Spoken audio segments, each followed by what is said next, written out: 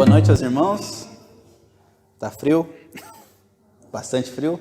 Sempre no domingo esfria bastante, né? Semana inteira tava calor e domingo esfria, mas a gente tá aqui com a graça de Deus, louvando e adorando o nome do Senhor. Enquanto a Rebeca vai ajeitando aqui o nosso controle, deu certinho? Vamos nos preparar, vamos tirar a nossa mente do que a gente estava fazendo lá fora, vamos nos concentrar aqui dentro, no serviço do Senhor, na adoração que devemos prestar a Deus, amém? Nós acabamos de cantar que entregamos a nossa vida para o serviço de Deus, para que o Senhor nos use da maneira que não necessariamente nos agradará, mas que agrada ao Pai. Hoje vou fazer uma breve leitura aqui de um profeta que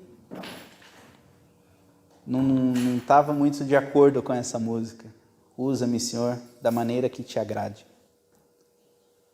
Ele colocou o próprio desejo do coração dele na frente da vontade de Deus.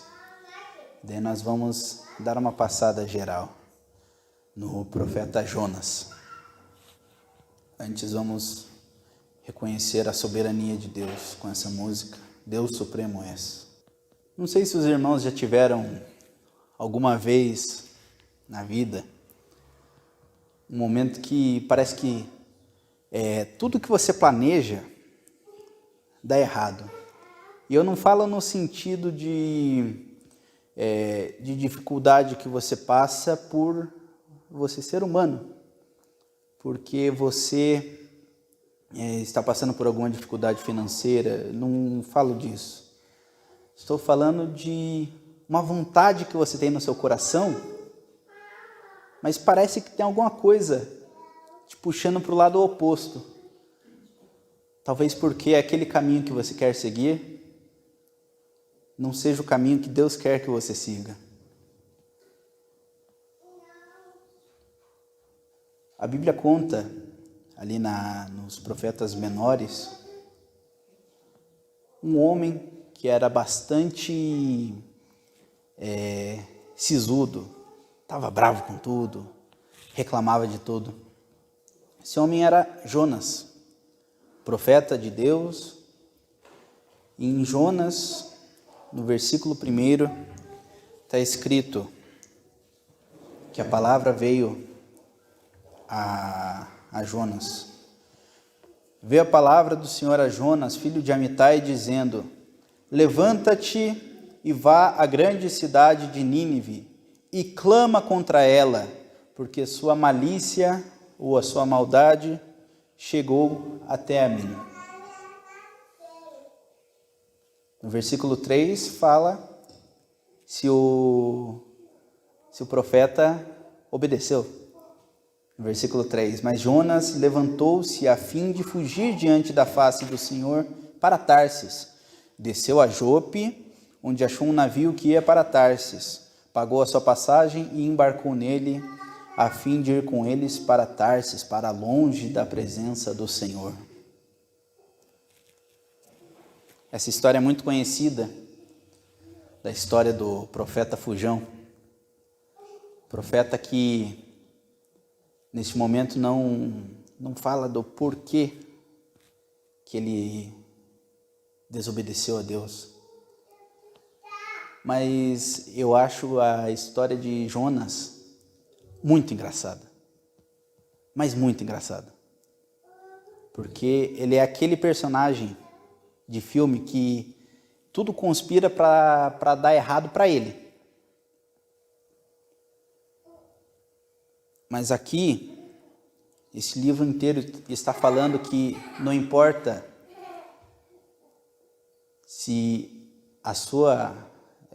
não importa a sua vontade em obedecer a Deus. A palavra de Deus será transmitida e o propósito de Deus será alcançado independente de você. Deus pode usar a sua vida para isso. Deus pode usar a vida de outra pessoa para isso. Você pode cumprir o propósito de Deus de livre e espontânea vontade, entregando a sua alma a Deus e obedecendo. Ou você pode passar por todo o problema que Jonas passou. Jonas desceu para Jope, uma região portuária, e embarcou num navio em direção a Tarsis. E não é que o navio foi atingido por uma grande tempestade? Sendo atingido por uma grande tempestade, todos os que estavam ali naquela embarcação, junto com Jonas, estavam temerosos. E sabiam, essa tempestade não é normal, não é algo comum isso aqui. Eles viram, eles perceberam que havia uma ação sobrenatural, uma ação de Deus. Um Deus que eles não conheciam, mas eles sabiam, tem alguma coisa estranha. Eles lançaram sortes, e adivinha a sorte para descobrir quem que foi o culpado? Adivinha quem que caiu essa sorte? O profeta Jonas. Qual a probabilidade? Muito pequena. Mas Deus agiu ali para apontar, esse daqui é o responsável. Nisso ele foi perguntado: quem que é você? Quem é você? Ele se apresentou: eu sou Jonas, eu sou hebreu. Ele era hebreu? Sim. Mas ele poderia ter utilizado um outro título, né? Que é o título de profeta do Deus vivo. Mas ele falou: sou hebreu e sirvo ao Deus que criou os céus e a terra. Criou a terra seca e o mar. E ele é quase debochado, porque eles perguntam: ué, mas você serve o Deus que criou o mar e você está indo contra ele? Você é dodói da cabeça? E eles tiveram uma percepção de que a vontade de Deus precisava ser cumprida, mas o profeta ele não queria cumprir. E Jonas deu a solução: é só me atirar no mar. Se me atirar no mar, a tempestade passa. E o que os marinheiros fizeram? Os pagãos clamaram a Deus, ao Deus que eles acabaram de conhecer, pelo testemunho, sem muita vontade do profeta. Conheceu a Deus naquele instante e clamaram ao Deus vivo: Senhor, não nos deixe que o sangue deste homem caia sobre as nossas mãos, esteja em nossas mãos. E eles tentaram de tudo, tiraram as cargas do navio, tentaram fazer de tudo antes de matar aquele profeta, antes de arremessá-lo ao mar para uma morte certa. Quando eles viram que não tinham mais esperanças, eles jogaram Jonas no mar, e Jonas pensou: vai acabar, deve ter pensado, vai acabar. Nisso veio um peixe e o engoliu, um grande peixe. Ele poderia ter pensado: vai acabar esse sofrimento.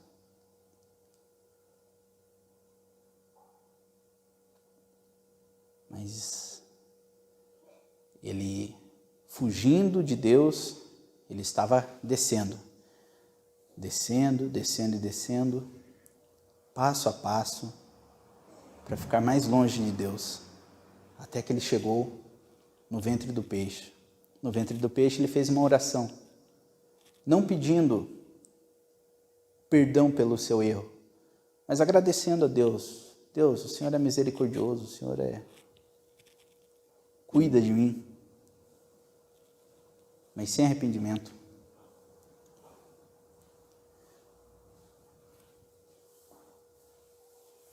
A natureza nos diz que se você é engolido por um bicho, você vai morrer, você vai virar o jantar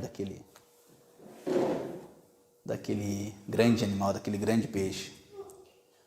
Mas o Senhor fez com que, depois de 3 dias no ventre do peixe, fosse vomitado numa praia.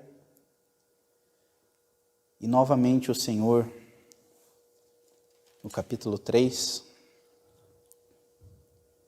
veio a palavra do Senhor pela segunda vez a Jonas, dizendo: levanta-te e vai à grande cidade de Nínive e proclama contra ela a mensagem que eu te dou.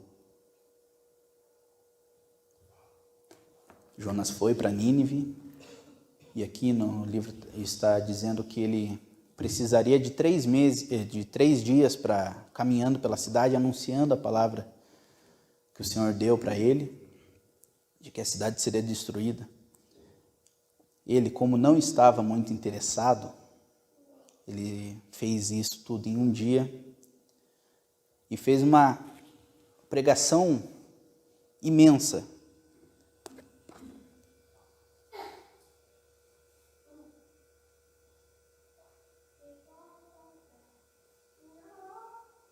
No versículo 4 do capítulo 3, está o grande sermão de Jonas. No primeiro dia, Jonas começou a percorrer a cidade e clamava: ainda em 40 dias, Nínive será subvertida. Acabou a pregação. Nessa pregação, Jonas não proclamou o nome do Senhor. Nessa pregação, Jonas não falou da natureza de Deus. Nessa pregação super breve, no hebraico são 5 palavras, aqui um pouquinho mais, mas uma pregação de uma frase. Porque ele estava sem vontade nenhuma. No versículo 5, nós temos o relato: os ninivitas creram em Deus e proclamaram um jejum e vestiram-se de pano de saco, desde o maior até o menor. Quando a notícia chegou ao rei de Nínive, levantou-se ele do seu trono e tirou de si as suas vestes e cobriu-se de pano de saco e assentou-se sobre as cinzas. E ele fez uma grande proclamação, convocou um jejum e convocou uma grande oração para que o povo clamasse pela sua terra, que seria destruída. Os irmãos sabem por que Jonas estava com tanta má vontade?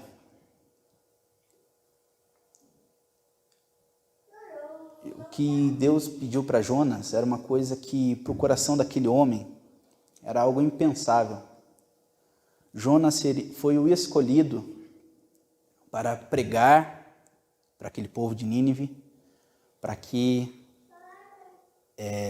aquela terra fosse salva.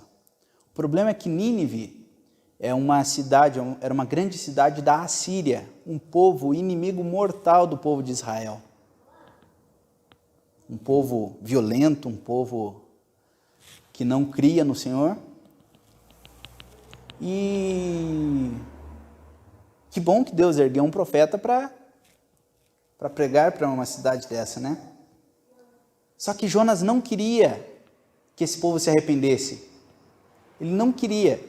Por isso que Jonas, quando foi chamado por Deus pela primeira vez, ele correu de Deus. Ele não queria pregar para Nínive. Ele correu, foi para o barco.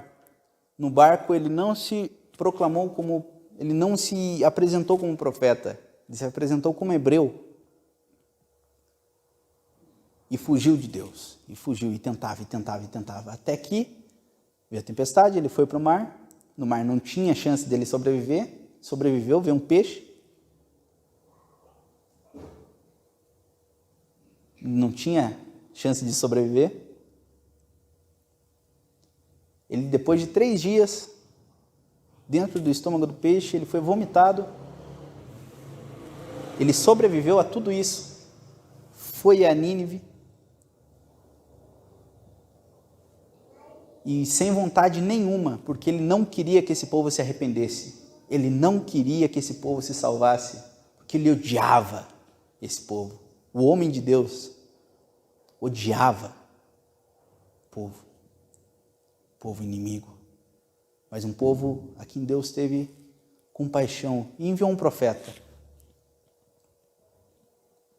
no capítulo 4,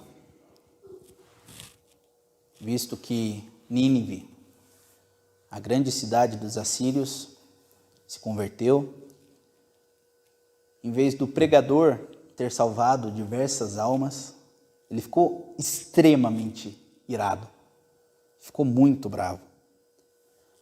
Versículo 1 do capítulo 4, mas Jonas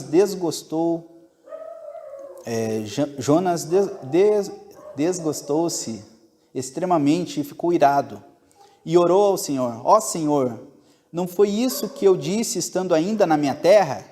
O que ele disse? Que se ele fosse pregar, o Senhor era compassivo e misericordioso para com aquele povo e ia salvar. Ele sabia que Deus ia salvar aquele povo, mas ele não queria que aquele povo fosse salvo.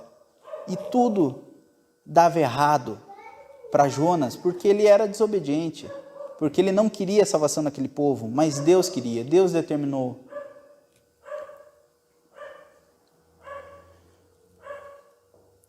Sabia que és Deus clemente e misericordioso, tardio em irar-se e grande em amor, e que te arrependes do mal.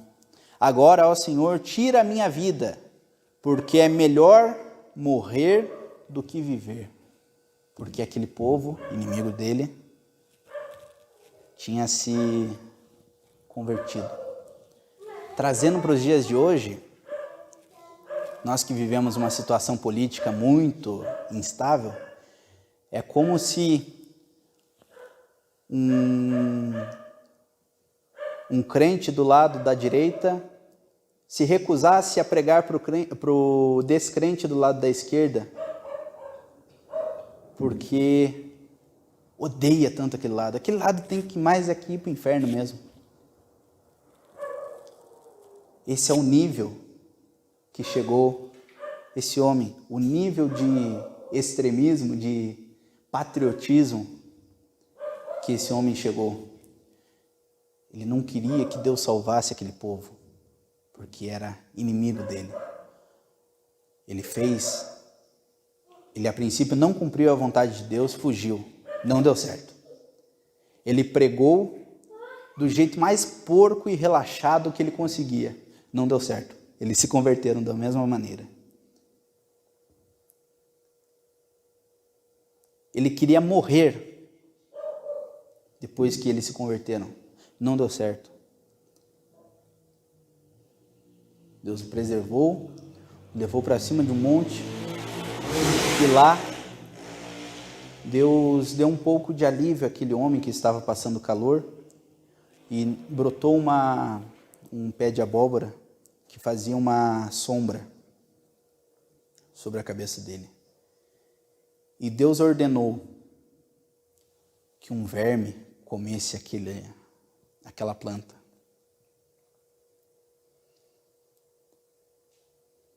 Vocês percebem que Deus usou um peixe, um grande peixe, para que o profeta, para que a sua palavra fosse levada até Nínive. E Deus usou o menor verme. Ele ordena o peixe, ele ordena o verme. Ele é soberano sobre o justo e ele é soberano sobre o injusto. Ele salva a quem lhe aprouver a salvação. E a sua vontade é soberana sobre todos. Nós temos sim a nossa responsabilidade em, ouvindo a palavra de Deus, crer e proclamar, até para o nosso inimigo. Demonstrar amor, até pelo assírio, até pelo argentino. Nós, sendo brasileiros, devemos demonstrar amor até pelo argentino. É um pouco de exagero, né? A nossa rivalidade, mas é só coisa de futebol. Tem que ser algo sadio, tem que ser algo saudável, algo do nosso lazer. Isso não deve ser uma mágoa tão profunda que faz com que você queira morrer ao invés de ver uma vida salva, por maior mal que essa pessoa tenha feito contra você ore por essa pessoa, abençoe, peça a Deus que essa vida seja próspera e que venha conhecer o Deus Altíssimo. Amém?